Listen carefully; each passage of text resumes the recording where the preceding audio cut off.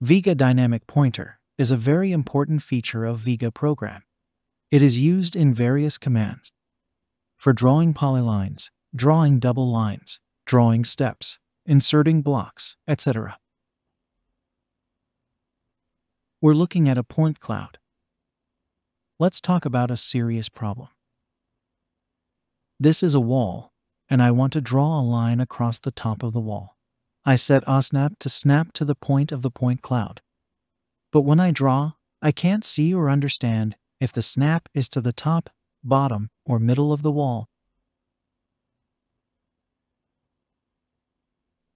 I change the transparency of the point cloud and immediately see how wrong I am.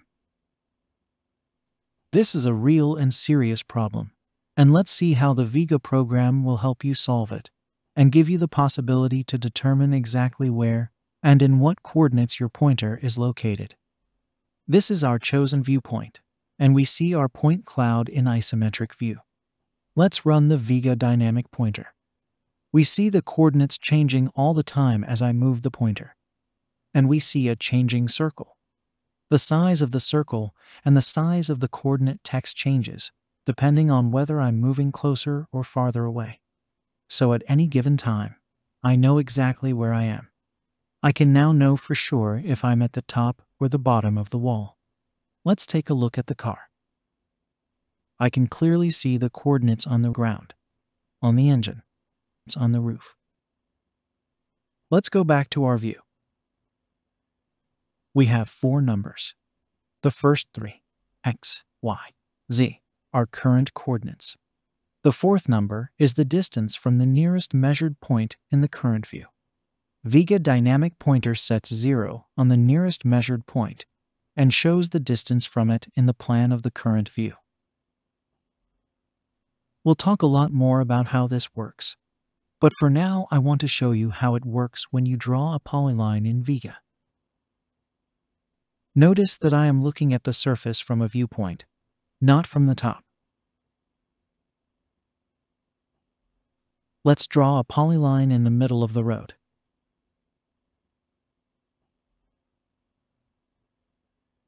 Let's change the viewpoint and change the transparency of the point cloud. As you can see, the polyline is drawn right in the middle. Let me show you the additional features of the VEGA dynamic pointer.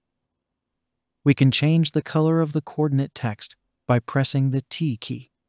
For example, I'm going to change the coordinate color to red and the distance color to blue. And now we can see the other colors. As I move away from the plane of the screen, the text and the circle get smaller, and as I get closer, they get bigger. You can change the relative size of the text by pressing the plus or minus keys. Press the D key to toggle the visibility of the VEGA dynamic pointer coordinates. Press once and I see them. Press again and I don't see them. By pressing the V key, I can toggle between different pointer styles. Let me show you this on another point cloud. It's a church. I'm using the VEGA dynamic pointer. It changes as I move the mouse. Let's turn off the coordinates.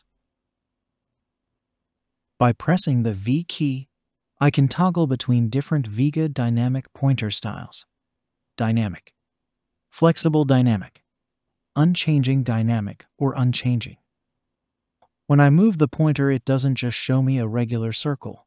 It shows me the projection of that circle onto the corresponding plan.